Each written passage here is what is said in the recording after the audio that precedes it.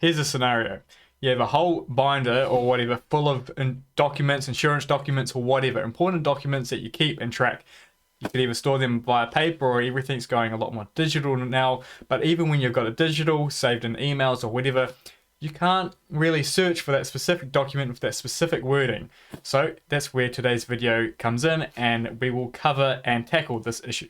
Right, hello everyone. In this video we are looking at paperless, and we are going to solve that issue of when you just have documents everywhere, emails, physical, and you just want to track them, and you actually want to be able to track the words in them, actually make the words and the contents within the document searchable. That's where paperless comes in, and I'm going to tell you how you can get it hosted yourself and get it all up and running. So first, let's just do a bit of an overview of what it is and how it solves that problem.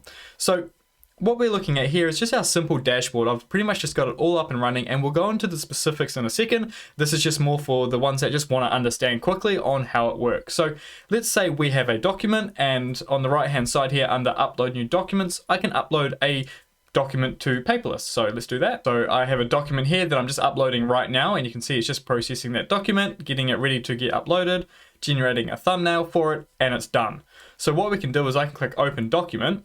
And so this is just a template document, nothing official. Of course, I don't want to put any of my actual documents in the video, but this is just putting it here for an example. So as you can see here, we've got some text and everything here, and in the left-hand side, we can give it some proper details. So you could be like, give it something that actually means something to you. So software documentation, how about that? That'll do. And then if you want, you can put serial numbers, the dates that you put it in, the document type. You can add all of these things. I'll go into specifics later, but if we click content here, you see everything in the document is now in actual searchable wording format that we can search on. So if I click save, right, and now let's look for a specific word in here. Look for ISO, right? So ISO is like a certain certification standard. So if we come here and let's say someone was talking about ISO and what documents we had referring to that for whatever reason, at the very top, what we could do is click search documents, put ISO in there, right? Hit enter. There we go. See, it knows that ISO is in that document, and it's gone, oh yeah, here it is for you. And there it is here. And we can download it if we wanted to or anything like that. And then that is paperless. So let's get into the more specifics on how we can get this up and running and all of that good stuff. So let's get into it. So as always, this is the Paperless official website. I will leave this in the description below because they actually have a demo here. So you can actually have a play around yourself before you go ahead and install it. But yeah. This will be in the description if you want to get more into it. I'm not going to cover every single aspect of their website here, but it's here if you want it. Go check it out. But the main place we want to be, and a link to this as well will be in the description, is this specific location in their GitHub repository for the Paperless-ngx in that repository. What we're doing is we're going to be deploying this via Docker like we always do, and there's two key files that they've provided for us, which is the Docker compose file and also an environment file. So we will just use two of those. The ones that we want that I would suggest to use if you're following this video is the Postgres one. So using the Postgres as the database backend. They've also suggested that as well. It's on their official documentation where they say to use the Postgres. Now, apparently if you are going to use one of these compose files and you are going with the Postgres, if you're working with Office documents, use the one that ends with Tika, T-I-K-A, right? So this is real straightforward and easy because if you've watched the other videos where we just copy the Docker compose contents and we make a file, that's all we're doing here. So let's get into it.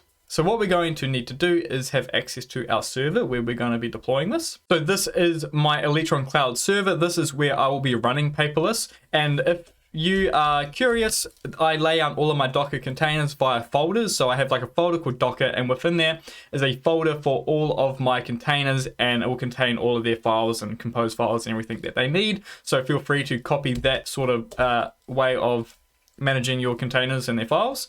So if we change directory, I've made a folder called Paperless, right? So if we go into that, and you can see that I have two files, a docker compose.env and a docker just compose.yaml. So what we're going to want to do is go back to the GitHub page, which is here, and this Postgres one here with the tika on the end, Tika, I don't know if that's been pronounced right, but oh well.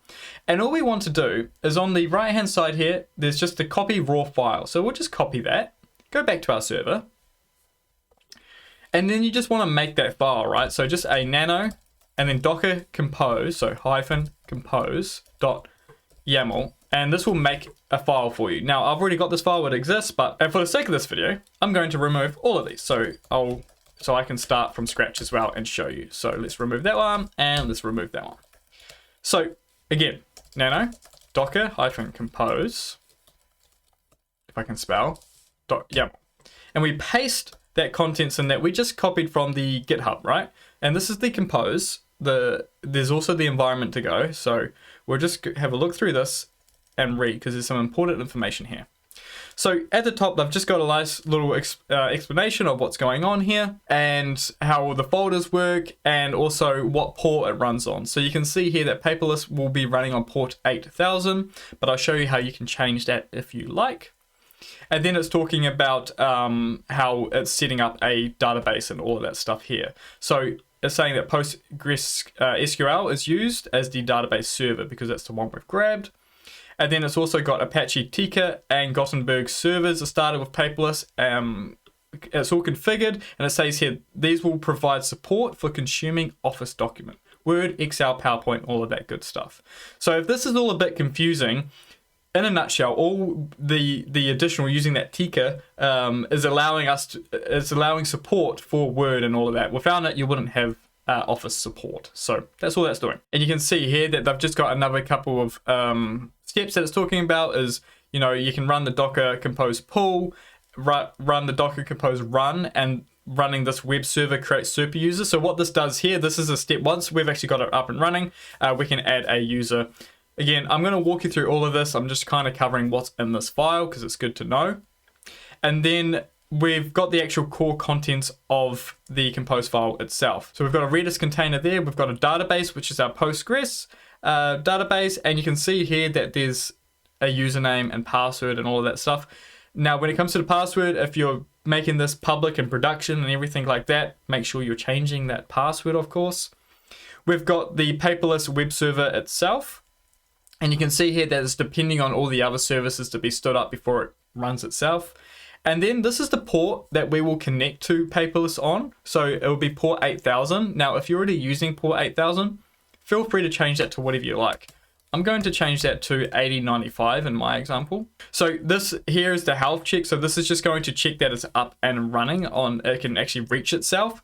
And we don't need to change this because this is running inside the container, and the container itself is running Paperless on 8000. So you're all good there. And then we've got all the volumes, and you can see that it's relying on that environment file that we have, right? So it's expecting that file, and I'll show you that in a second. A lot of the stuff you don't need to actually worry about changing. I'm just kind of helping you understand why things are here. And then you've got the Gothenburg stuff, and you've also got the Tika container as well for that support for Office documentation. So that's it. We don't really need to change anything. I only changed the port. So let's save that and exit out of there. And then we had that one other file, right? So at the moment, we've got the docker compose file. So jumping back to the GitHub, we've got the docker compose.env file. Same sort of process. We just need to copy this, right? Easy. And go back to our server. And we make another file. So nano docker compose.env. Hit enter, paste. And now, with this one here, everything is pretty much commented out. So nothing's actually been used here. But what we're wanting is to actually enable a few things. So you can see here, it's saying the UID and the GID of the user to run Paperless in the container. Set this UID and GID on the host so that you have write access to the consumption directory.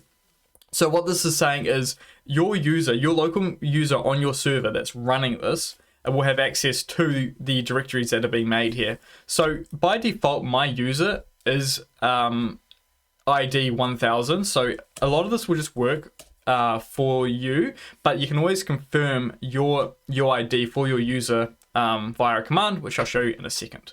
But yeah, so we can just uncomment those out. And a lot of the other stuff we can kind of just leave commented out, to be honest. So we've got here, so if you are actually planning on making your paperless public, like actually on the internet and accessible, this is where you'd tell Paperless what the domain would be of your paperless. So even if you're using something like Cloudflare to expose it, you still need to supply that domain name here. Okay, so that's where you would do it. And then the same with the key. Make sure to change this if you're making it accessible on the web. And then also setting your time zone for Paperless. So I want to set my time zone. And the rest I'm leaving as it is. Save that, exit out. Okay, so let's do a bit of a recap really quickly. We've made 2 files, the Docker Composer env and the Docker Compose.yaml. All of these have just been copied and pasted from the GitHub here. And again, a link to this will be in the description. So once you've got those 2 files, all we need to do now is do Docker Compose up-d and hit enter.